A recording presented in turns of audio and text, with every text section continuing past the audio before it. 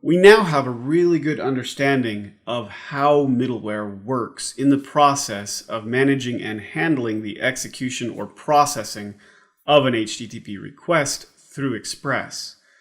Now we're going to go ahead and implement a piece of middleware of our own. Now, of course, this is going to be a contrived little bit of a logger.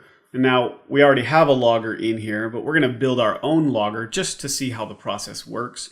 And we're going to go ahead and inject that logger into the process of handling an HTTP request by injecting it right here before our routers. So it'll be after all of the other third-party middleware has run and before our custom routers run, we're going to go ahead and inject our own custom middleware. Now, the cool thing about us being able to create our own middleware for our applications is that we can do really cool things like inject authentication that we've built, or authorization, or a logger, or some other type of middleware that handles some kind of a scenario within our application's business logic that needs to happen at some point while we're handling requests. One of those might be that before we send a response back to the user, we need to make sure that we add an authentication token to it, or we need to update the last time the user logged in, or something.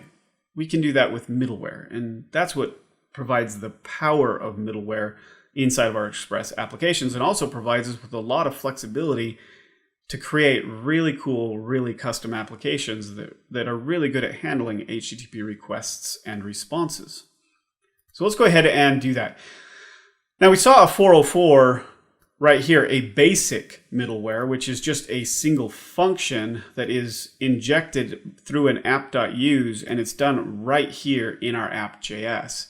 Now, most of the time, you're not going to go ahead and create a middleware function that is sitting right in your app.js. Instead, you're going to do what has been done here with the other third party as well as your routers. You're going to create a separate node module where you're going to create all of the functionality that you need in order to handle or do something with that HTTP request.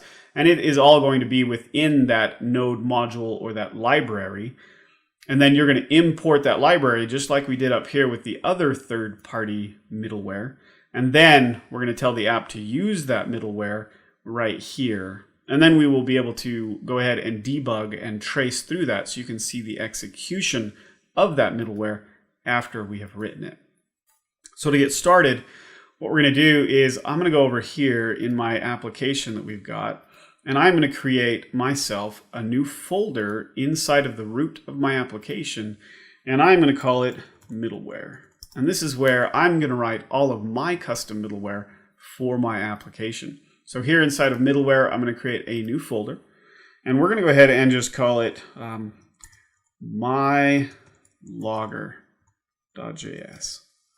And my logger is going to be where all of my middleware is going to happen.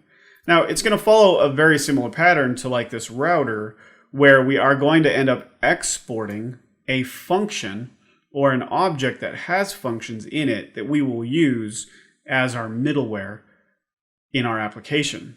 So let's go ahead and here in my logger, we're going to go ahead and it's going to be a really simple piece of middleware just so we can see how all this works and we can trace through the code and watch the execution or the processing of that HTTP request as we discussed in the last video. And really what we need, it's very similar to what we have right here if we're going to create some basic middleware. We really need a function, it keeps popping up, a function that handles the request, the response, and has the ability to call next in order to pass control to the next middleware instead of handling a response. Now, because we're building a logger, we're not worried about handling that HTTP request and then passing a response back to the user. Instead, we are going to be a passive piece of middleware that just looks at the request, logs some information, and then passes the request on to the next piece of middleware. And that's the kind of middleware we're going to build right now. So we're going to follow this same pattern right here. It's a function with a request, response, and next, and then all of our custom code would be inside of this function that will be our middleware function. So let's go back here to our logger, and let's create our function. So we're going to have function, my logger, Now, probably shouldn't capitalize it because we're not actually creating a constructor function. So my logger, and then in here, we just need to handle the request, the response, the keyword next for passing execution on to the next middleware, and then the body of our function where we're going to write the code that does the functionality that our particular middleware needs to do. And then we are, of course, going to do, just like we do in all other Express modules, we're going to go ahead and do module.exports, and we're going to assign it to be this function we got here. So module.exports equals my logger. And now we're actually exporting this function out as our function. Now, when this function gets executed as the middleware, we could be pulling in other third-party libraries to do all kinds of cool things, and then we could be writing other functionality that we've got, or we could be pulling in other code that we've written specifically for this logger from other libraries. But we're going to keep it super simple right now. And really, we are going to do something mega super simple. And all we're going to do right here is we are going to do a console.log. And we're going to log the request just so that we can see inside of our console that this middleware got called, that we have access to the request. And then let's do console.log, and let's do our response so we can see that we have access to our response. And then we're just going to go ahead and call next so that we can pass execution from our middleware on to the next middleware in the chain. And again, remember, middleware executes in a chain. It goes from top to bottom in the order that they're loaded inside of your app.js. So if we're going to place ours right here, that means when we call next, we're going to be passing the request on to this middleware so that our index.router or our index router can handle the path that's coming in and so on and so forth down the chain of middleware. All right, so we have our logger function. It takes in a request, response, and next. We're going to log both the request and response. Then we're going to call next to pass execution, and we've exported our module. So if we come back to our app.js, we're going to go ahead and do what we've done with our other custom ones, which are our routers. And we're just going to go ahead and do a let my logger equal require. And then, of course, it's within our application, so we're going to do the relative path. We're going to do /middleware /my logger, and that will pull in our logger into this object right here. So this becomes a reference to our logger function. And then we can come down here. And now this is where we tell app to use that middleware. So we say app.use, and then we say my logger, and that's that. So now that we've got that saved, we now have a logger that is sitting between the static path middleware and our index router middleware. And if we want to see how this works, we can simply go ahead and take our debugger and let's add some debug breakpoints right here in our app. So we'll put in a breakpoint right here at line 4. And then to show that our logger has passed execution onto our index router middleware, let's go to our index, and then let's go ahead and put a breakpoint at line 13, just so we can see that as well. And then we're going to go ahead and we are going to start this up in debug mode. And once this executes in debug mode, we should be able to get to our application on our port that we're listening to. So let's go back to projects, bin, www, and it looks like we're on port 3000. So let's go ahead and open up Chrome. Let's go to localhost 3000, hit enter.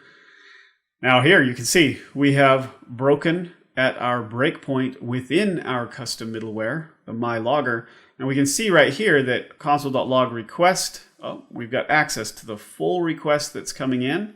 We can see that the path is /, which means that once we click play on this, we should be able to see it step right into our router that handles the index, because our path for this request is, of course, the root route of our application, and that's what the next middleware handles. Let's step over really quick so we can see that our request just got logged to the console right there. So looks like our middleware is working.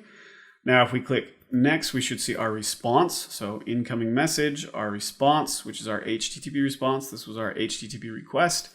And now we're right at the next middleware request. So this is what will be executed next. If we hit play, we can see that the execution or the processing of that HTTP request was now passed to our middleware. Let's go ahead and move this over here so we can see we are now in our index router, and we have broken right at our breakpoint. So we've paused right within our router get, which of course is handling the root path of our application. We've got our request, our response, and the keyword next. Now, because our router.get will handle this root path, it's not going to call next because we don't need to go to the next router to handle the path, because we are responsible, or this particular function is responsible for that path. So it is going to generate a response, do the render, pull in the index partial, pump this data into it, build the HTML using the layout, and then it will send back to the client that full HTML page. And here we are. We got our HTML back. We can inspect it. And we can see that we got our partial, which was this right here, injected into our layout, which gave us the root page of HTML, so all of our core HTML. And we have a full response back. Hopefully this gives you a really good idea of how to implement your own middleware inside of your application. And again, this is where you might be implementing authentication or authorization, or adding tokens or processing headers of your requests, or checking different things about the request before it hits other middleware.